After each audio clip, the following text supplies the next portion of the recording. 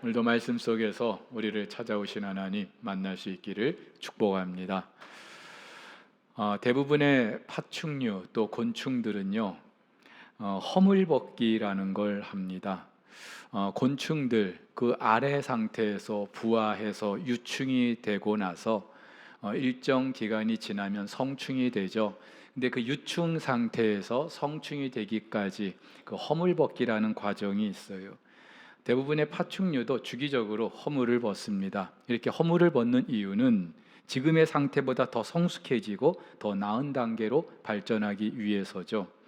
낯익은 것들로부터 결별하고 새로운 존재, 새로운 세계를 향한 필연의 과정입니다.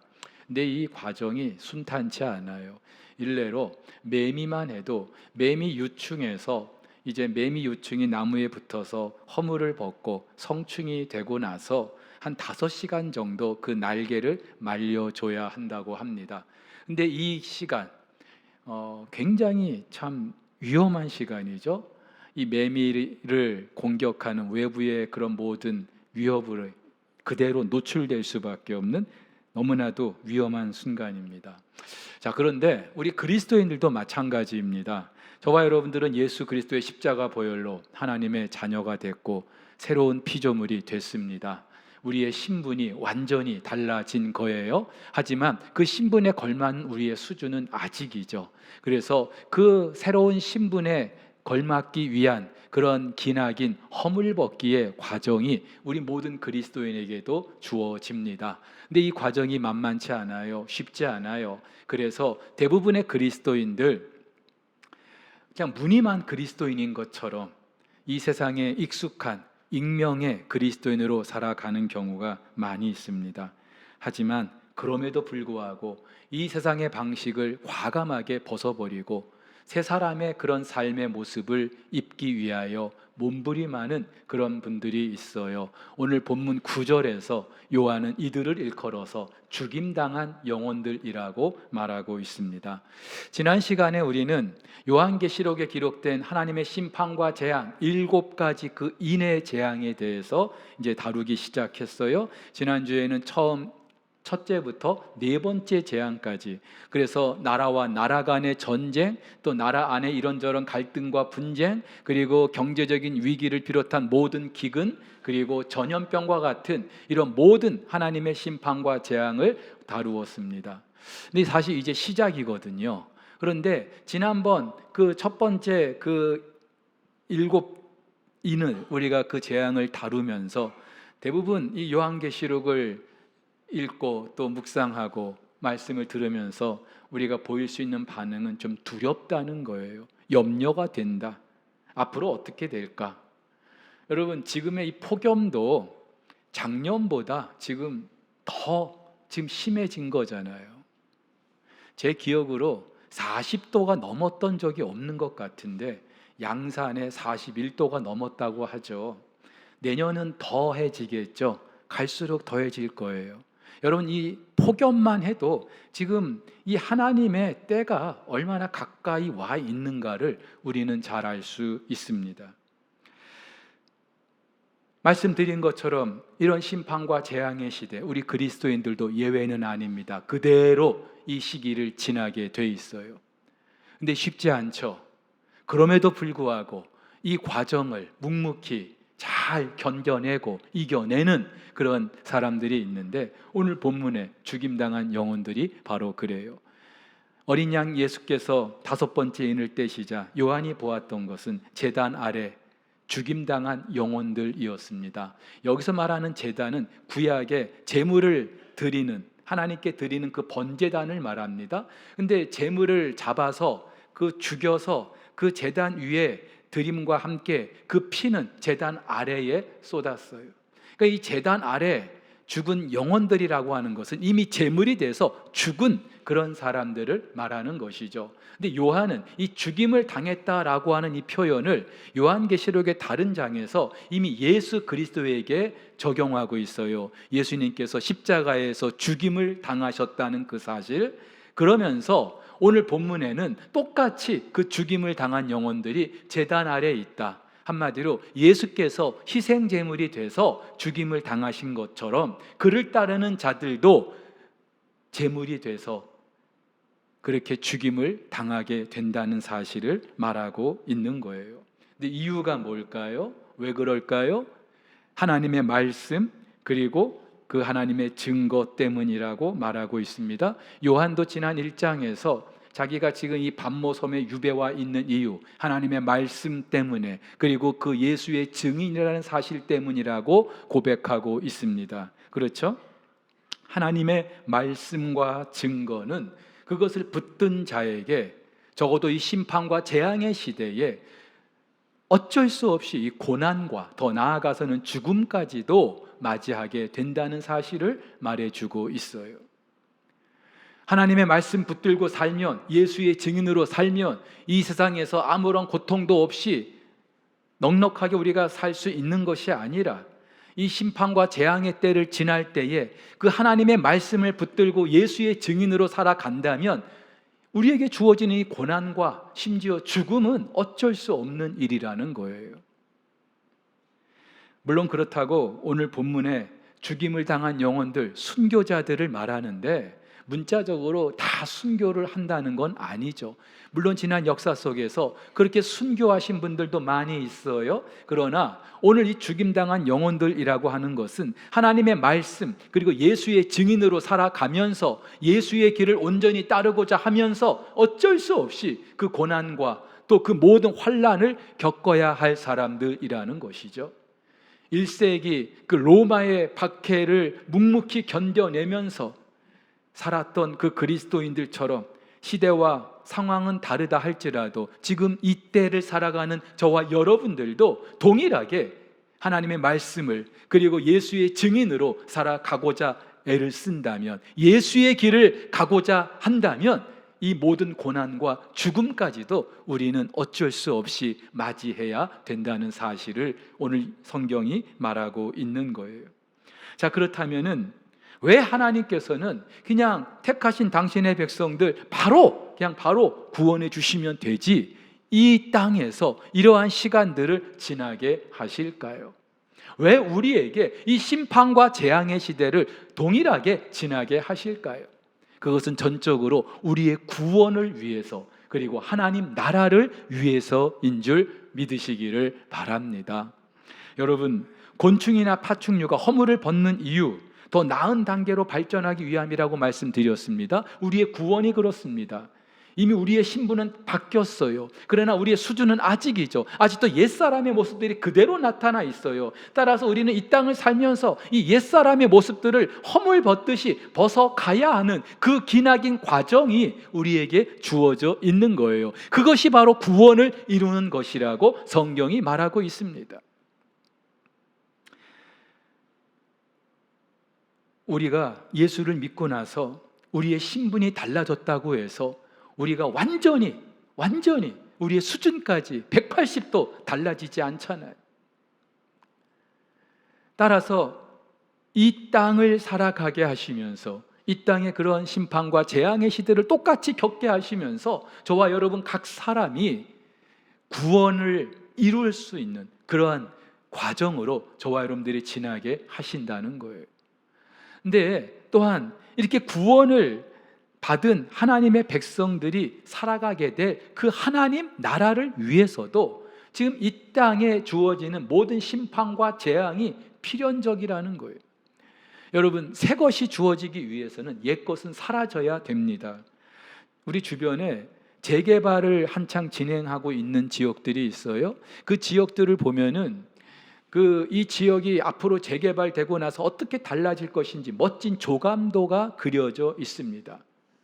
근데 그 멋진 조감도대로 되기 위해서는요, 그 기존의 지역들 나 더 살고 싶어도 어쩔 수 없이 비워줘야 돼요. 철거해야 돼요. 그래야 그 지역이 멋지게 재개발되기 때문이죠. 마찬가지로 하나님 나라가 세워지기 위해서는 이 땅의 것들 사라져야 합니다. 자, 이걸 말하고 있는 것이 오늘 6번째 인이에요. 오늘 6번째 인이 떼지자 어떤 일이 일어납니까? 큰 지진이 나고 해가 검은 털로 짠 상복같이 검어집니다. 달이 온통 피같이 되고 하늘에 별들이 떨어지고 하늘은 두루마리가 말리듯 떠나가고 각 산과 섬이 옮겨졌다고 합니다. 하나님의 심판이 어느 한 지역 국지적인 것에서 이제는 전 우주적인 것으로 확대되고 있는 걸 알 수 있어요. 어떤 분들은 앞으로 핵전쟁이 일어나면 이렇게 되지 않겠냐, 뭐 그렇게 말들 하는데 꼭 그렇게 우리가 물리적으로만 해석할 건 아니라고 생각합니다. 중요한 것은 이 모든 것은 어쨌든 새 창조를 위한 하나님의 방법이라는 거예요. 여러분, 창세기 1장에서 하나님께서 온 우주 만물을 지으실 때 그때의 상태가 어떠했습니까? 땅이 혼돈하고 공허하고 흑암이 깊음 위에 있다 그랬어요. 아무것도 없었어요. 무질서의 상태였어요. 카오스의 상태에서 코스모스의 상태로 바뀌는 것이 창조였습니다. 자, 마찬가지로 지금 우리가 살고 있는 이 세상 너무나 무질서하죠. 그런데 하나님께서 새하늘과 새 땅, 그 하나님 나라를 세우시기 위해서는 이 땅의 것들이 사라져야 하는 거예요. 요한은 계시록 21장에서 그 하나님 나라를 이렇게 말합니다. 또 내가 새하늘과 새 땅을 보니 처음 하늘과 처음 땅이 없어졌고 바다도 다시 있지 않더라. 새하늘과 새 땅, 하나님께서 허락하신 또 만드실 그 하나님 나라를 말해요. 그런데 그 하나님 나라가 만들어지기 위해서는 처음 하늘, 처음 땅 없어져야 되는 거예요. 여기서 없어지다라고 하는 거 영어 성경에는요 pass away라고 말하고 있어요. 사라지다, 지나가 버리다. 예. 하나님께서 이 땅의 모든 것들을 다 지나가게 하시고 이제 하나님께서 허락하신 그 하나님 나라를 세워 가시는 거예요. 여러분, 그렇기 때문에 적어도 이 땅을 사는 우리 그리스도인들이라면요 너무 눈에 보이는 것에 마음 두지 마십시오. 저 강남에 몇십억 아파트 갖고 있는 사람들만큼은 안 되더라도 그래도 뭔가 좀 내 이름으로 된 부동산 좀 만들어 보기 위해서 애쓸 필요가 없어요. 왜요? 땅도 바다도 다 사라져 버린다고. 그 다 사라져 버릴 것들에 마음 두고 그렇게 살도록 하나님 우리를 구원하신 게 아니거든요. 그렇다면은 적어도 우리 그리스도인들은요 하나님께서 우리를 새로운 피조물로 만드시고 우리를 위해서 그 새하늘과 새 땅을 예비하고 계신다면은 우리의 소망은 그 새하늘과 새 땅이 돼야 하는 줄 믿습니다. 자, 근데 이 모든 걸 누구를 위해서요? 누구를 위해서 새하늘과 새 땅을 만드신다고요? 바로 저와 여러분 이 땅의 교회 공동체를 위함인 줄 믿습니다. 계시록 21장에 이렇게 말합니다. 또 내가 보매 거룩한 성 새 예루살렘이 하나님께로부터 하늘에서 내려오니 그 준비한 것이 신부가 남편을 위하여 단장한 것 같더라. 하나님께서 새하늘과 새 땅을 창조하시고 새 예루살렘이 하늘에서부터 내려오는데 그 새 예루살렘의 그 모습이 신랑을 위해서 단장한 신부와 같다. 이 새 예루살렘이요 우리가 들어가 살게 될 천국을 말하는 게 아니라 이미 그 새하늘과 새 땅 하나님 나라는 만들어졌어요. 그리고 그곳에서 살게 될 그 백성들을 새 예루살렘이라고 지금 성경이 말하고 있는 것이죠. 이 땅의 교회 공동체를 말하는 거예요. 근데 뭔가 좀 익숙한 느낌이 들지 않습니까? 창세기 1장에서 하나님께서 온 우주 만물을 지으시죠. 창조하셔요. 첫째 날, 둘째 날, 셋째 날, 다섯째 날까지 그렇게 창조하셔요. 그리고 마지막 날 제6일째 누구를 창조하십니까? 사람을 창조하셔요. 그러면 그 전에 창조하신 모든 피조물 누구를 위한 거라는 말이에요? 사람을 위한 거예요. 예, 하나님의 형상과 모양대로 창조하신 저희들을 위해서 하나님께서는 온 우주 만물을 만들어 놓으신 거예요. 마찬가지로 이 처음 땅과 처음 하늘이 다 없어지게 하시고 새 하늘과 새 땅을 만드시는 그 이유는 이 땅의 교회 공동체 새 예루살렘을 위한 일인 줄 믿으시기를 바랍니다. 여러분, 하나님의 구원이 그리고 하나님 나라가 바로 이런 것이에요.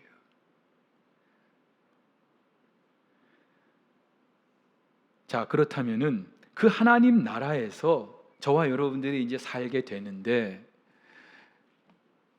그 새 하늘과 새 땅만 있고 저와 여러분들이 옛 모습 그대로라면은 어떻게 되겠어요? 예를 들어서 여러분들이 새 아파트 분양을 받아서 이사를 했어요. 정말 좋아요. 근데 낡고 오래된 그 옛날 집에서 살던 그 가전제품, 그런 가구들 그대로 뭐 가져갈 수도 있어요, 쓸만하면은. 근데 웬만한 분들은 다 버리죠. 바꿔요. 그래서 주변에 새로 입주하는 아파트들 가면은요, 쓸만한 게 꽤 많아요. 왜? 새 아파트에 걸맞는 것을 준비하기 위해서. 마찬가지로 하나님께서 저희들을 위해서, 교회 공동체를 위해서 그렇게 새 하늘과 새 땅을 예비하셨는데, 정작 그 안에 그곳에서 살게 될 저와 여러분들이 옛 모습 그대로라면 어떻게 되겠습니까? 그래서 1차적으로 저와 여러분들, 이 땅을 살고 있는 저와 여러분들을 그 새 하늘과 새 땅에서 살 그런 존재로 바꾸시는데, 이 과정에서 필연적인 것이 바로 죽음이라는 관문이에요. 바울이 이렇게 말합니다. 우리가 흙에 속한 자의 형상을 입은 것 같이 또한 하늘에 속한 이의 형상을 입을 것이라고요. 흙에 속한 자의 형상이라는 것은 어차피 보면은 첫 번째 하나님의 그 창조, 그 세계에서 살게 될 그 사람들의 모습으로, 그러나 하나님께서 새롭게 창조하시는 그 하나님 나라에서 살게 하실 때 저와 여러분들 그 하늘에 속한 자의 형상으로 우리를 바꿔 주시는 거예요. 그래서 바울은 지금 우리가 살고 있는 이 육신을 가지고는 그 하나님 나라를 유업으로 받을 수 없다라고 말하는 거예요. 감당할 수가 없는 거예요. 그럼 어떻게 해야 돼요?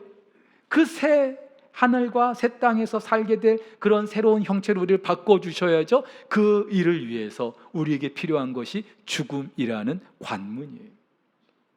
믿지 않는 사람들은, 그 하나님 나라와 상관이 없는 사람들은 그 죽음이 마지막이죠. 끝이죠. 영원한 지옥의 불못이 기다리고 있죠. 그렇기 때문에 죽음이 너무나 두려운 거예요. 하지만 우리 그리스도인은 달라요. 하나님께서 우리를 위해서 예비하신 그 하나님 나라를 위해서 저와 여러분들을 새롭게 만드시기 위한 그런 관문, 과정, 유충이 허물을 벗고 성충이 되는 그 과정, 이것이 우리 그리스도인의 죽음이라는 사실 우리가 기억하시기를 축복합니다. 이걸 생각하면은요, 우리 그리스도인들 그렇게 죽음 두려워할 필요 없어요. 주변에 먼저 세상을 떠난 분들이 계실 수 있어요. 슬플 수 있어요. 그러나 잠시 슬퍼할 수는 있지만, 그러나 하나님께서 더 이상 이 땅에서 고통과 또 아픔을 겪게 하지 않으시고 그 하나님 나라를 허락하시기 위하여 데려가셨다고 생각하면 우리는 그 가운데서도 위로를 받게 되는 줄 믿습니다. 자, 그런데 또 하나, 하나님께서 우리의 그 형체를 바꿔주시는데 또 하나, 우리의 속사람도 그 하나님 나라에 걸맞는 사람으로 바꿔 가시는 거예요. 겉모습만 그렇게 바뀌는 게 아니라 속사람도.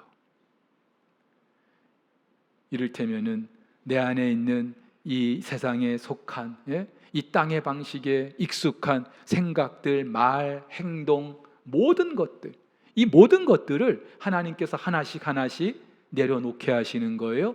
그것을 버리게 하시는 거예요. 허물을 벗게 하시는 거예요.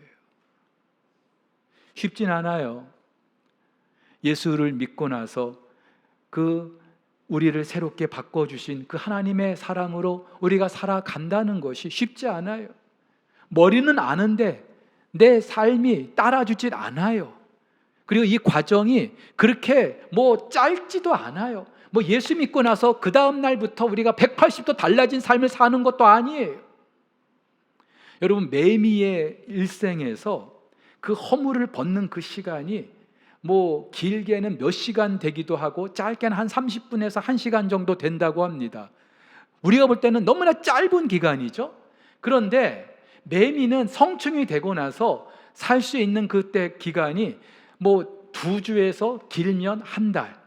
그러니까 한 달 남짓한 그 매미의 일생을 놓고 보면은 그 허물을 벗는 그 과정은요, 너무나 긴 시간일 수 있는 거죠. 마찬가지로 저와 여러분들이 옛사람의 모습을 벗어버리고 새 사람의 모습으로 이렇게 나아가는 데 있어서 이게 뭐 단시간에 되는 일이 아니라는 거예요. 때로는 정말 오랜 시간 우리가 기다려야 된다는 것이죠. 그래서 오늘 10절에 그 제단 아래 죽임을 당한 영혼들이 이렇게 기도합니다.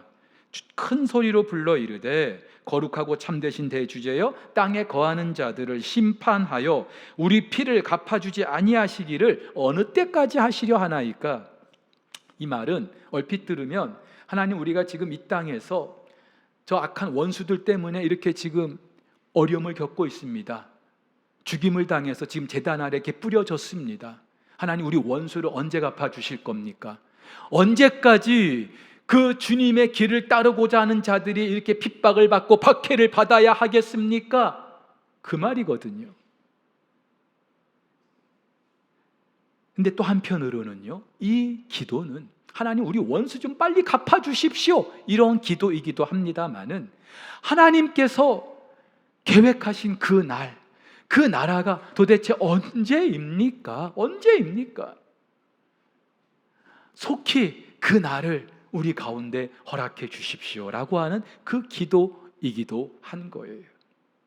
하나님 나라가 속히 이 땅에 임하기를 바라는 하나님의 그 공의로운 통치가 온 우주 만물을 지배하는 그날을 간절히 소망하는 바로 그 기도, 오늘 죽임당한 영혼들의 탄식이고 기도입니다.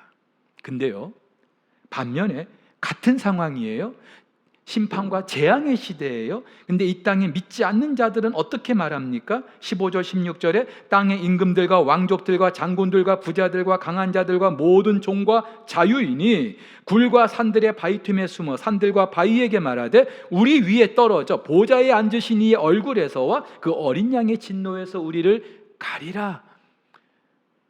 종들을 제외하면 왕족, 임금, 장군, 부자, 강한 자, 한마디로 이 땅을 살면서 한가락하던 사람들이에요. 대단한 힘과 권세를 가지고 엄청난 재물도 누리는 사람들이에요. 근데 이들이 똑같은 이 심판과 재앙의 시대를 지나면서 자기들이 그토록 자랑했던 것들, 그것들이 자기들을 지켜주지 못하는 거예요. 그러면서 산에 들어가서 굴 속에 들어가서 바위 틈에 숨어가지고 제발 우리를 저 하나님의 진노로부터 좀 가려달라고 그렇게 애원을 하고 있는 거예요. 여러분, 이 모습이 얼마나 참 옹색합니까? 한 시대를 풍미했던, 정말로 모든 걸 손에 쥐고 쥐락펴락했던 그 사람들의 이 마지막 모습, 얼마나 옹졸합니까? 또 얼마나 악합니까? 그러잖아요. 결국은 자기들 살자고, 우리 좀 제발 좀 살게 해달라, 이런 탄식 아닙니까? 여러분, 멀리 갈 거 없죠. 지금도요, 나라를 위해서, 민족을 위해서 내가 한번 좀 나서 보겠다, 대의 명분을 가지고 일하는 것 같아도 결국에는요, 자기 욕심 때문이고요. 그 욕심이 무언가 침해를 받기 시작하면은 명분이고 뭐가 아무것도 없어요. 나 살기 바빠 하는 것이 이 땅의 통치자들이고 권세자들이, 기득권을 가진 사람들의 모습이에요. 하지만 하나님 백성들의 기도는 달라요. 여기서 적어도 하나님이 택하신 사람들인지 아니면 이 땅의 심판과 재앙과 함께 멸망을 받을 사람들인지 확연하게 그 기도를 통해서 구별이 되는 걸 알 수 있습니다. 하나님 백성들의 기도는요, 물론 힘들어요. 지금 살고 있는 현실이 너무나 고통스러워요. 그래서 이 시간이 빨리 지나갔으면 좋겠어요. 그러나 이들의 기도의 궁극적인 종착점은 하나님 나라예요. 하나님, 어서 그 나라를 이 땅에 이루어 주시옵소서. 하지만 땅에 심판받을 사람들의 기도는요, 그들의 간구는요, 그저 나 어떻게 해서든지 망하지 않게 해달라고, 나 좀 살게 해달라고, 그런 이기적이고 탐욕에 젖어 있는 기도일 수밖에 없다는 거예요. 사랑하는 우리 성도 여러분, 우리가 지금 7인, 지금 첫째 인부터 6번째 인을 하나씩 떼면서 이 심판의 시대가 어떠한 것인지, 또 이 시대 가운데 우리 그리스도인들은 또 어떠한 그런 시간들을 보내고 있는지 다루고 있습니다. 저와 여러분들이 이 시대를 지나면서 정말로 하나님 나라가 이 땅 가운데 임하기를 간절히 소원하는 그 기도는요, 내가 살기 위함도 있겠지만은, 그러나 하나님께서 계획하신 그 하나님 나라가 속히 우리 가운데 임하기를 바라는 그런 기도인 것이죠. 근데 안타깝게도요, 그 죽임당한 영혼들의 그 탄식, 그 간구에 우리 주님께서 뭐라고 말씀하셔요? 11절에 보니까 아직 잠시 동안 쉬되 그들의 동무종들과 형제들도 자기처럼 죽임을 당하여 그 수가 차기까지 하라. 다시 말해서 아직은 아니다, 아직은 아니다 이 말이에요. 너희처럼 죽임을 당한 영혼들의 숫자가 좀 더 차야 돼. 어떤 분들은 그래서 하나님 계획하신 그 순교자의 수가 더 차야지 하나님 나라가 이 땅에 임하는 것처럼 문자적으로 그렇게 해석하기도 합니다. 신천지처럼 14만 4천 명이 돼야 하나님께서 이 땅에 오시는 것처럼 그렇게 이해하기도 합니다. 물론 하나님이 작정하신 그 택하신 자들의 숫자가 물리적으로 있을 수도 있겠죠. 그러나 지금 이 말씀은 아직은 아니라는 거예요. 우리가 이 땅을 살면서 너무나 힘들고 고통스럽고 어서 빨리 이 시간이 지났으면 좋겠지만 아직은 아니라는 거예요. 하지만 중요한 것은 그때가 반드시 있다는 거죠. 그 수가 차기까지, 이 말은 막연히 기다리기만 하는 게 아니라 반드시 그때가 있다는 걸 우리 주님 말씀하고 계시는 거예요. 그러면서 결국 17절에 이렇게 말씀하시죠. 그들의 진노의 큰 날이 이르렀으니 누가 능히 설 것이냐. 진노의 큰 날, 우리 하나님께서 온 우주 만물 가운데 당신의 나라를 세우시는 그날.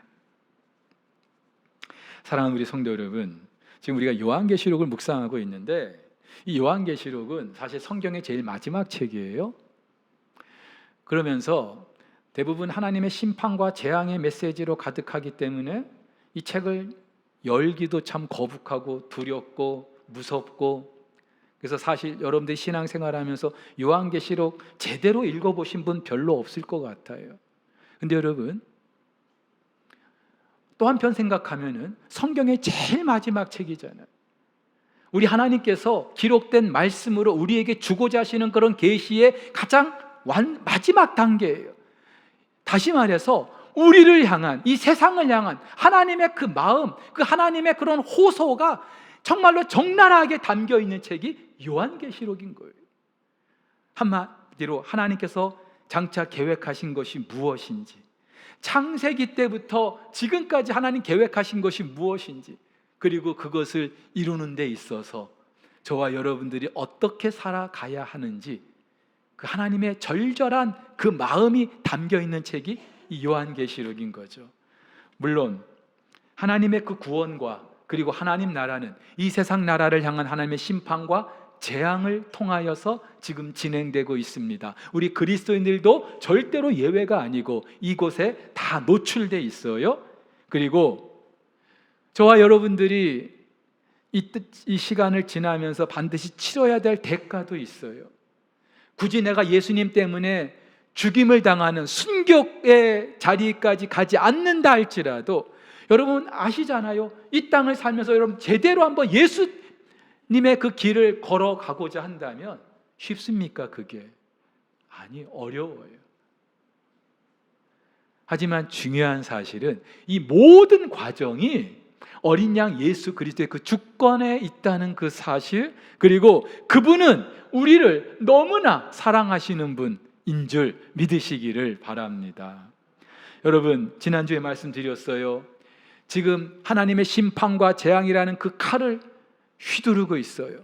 근데 이 칼이 정말로 믿지 못할 그 망나니 같은 자의 손에 들려 있다면 너무나 두렵겠죠. 그러나 이 칼이 지금 누구의 손에 들려 있어요? 어린 양 예수 그리스도. 근데 그분이 어떤 분이라고요? 우리를 너무나 사랑하시는 분, 그리고 우리에게 항상 좋은 것 주고자 하시는 분, 그래서 당신의 아들까지 우리에게 내주신 분이 우리 하나님 아니시겠습니까? 그 하나님께서 새하늘과 새 땅, 저와 여러분들을 위해서 그 하나님 나라를 예비해 놓으신 줄 믿으시기를 바랍니다.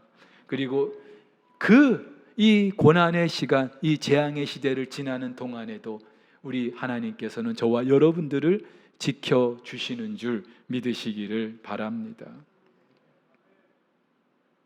우리가 오늘 찬양했어요. 천성에 가는 길 어떻다고요? 천성에 가는 길이 어떻다고요? 험하다고요. 험하다고요. 하나님 나라에 이르기까지 우리 그리스도인이 지나야 될 그 과정이 험하다고요. 그런데 그 길은 어떤 길이라고요? 생명길이라고요. 생명길이라고요. 다른 길이 아니라 생명길이라고요. 그래서 이 길을 걷는 저와 여러분들은 은혜인 줄 믿으시기를 바랍니다.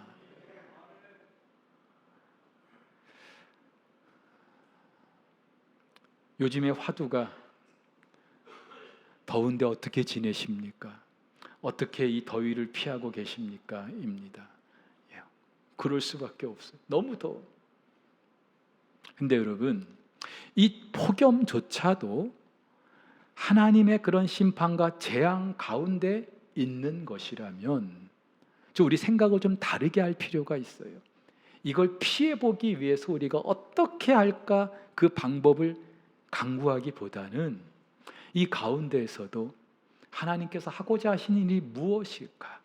적어도 이 시대를 사는 우리 그리스도인들이 어떻게 살기를 바라실까? 그 하나님의 마음을 품고 아직도 내 안에 남아있는 옛사람의 그 험을 벗어버리고 새 사람의 모습으로 살아가고자 애쓸 수 있는 이번 한 주간 될 수 있기를 예수님의 이름으로 축복합니다.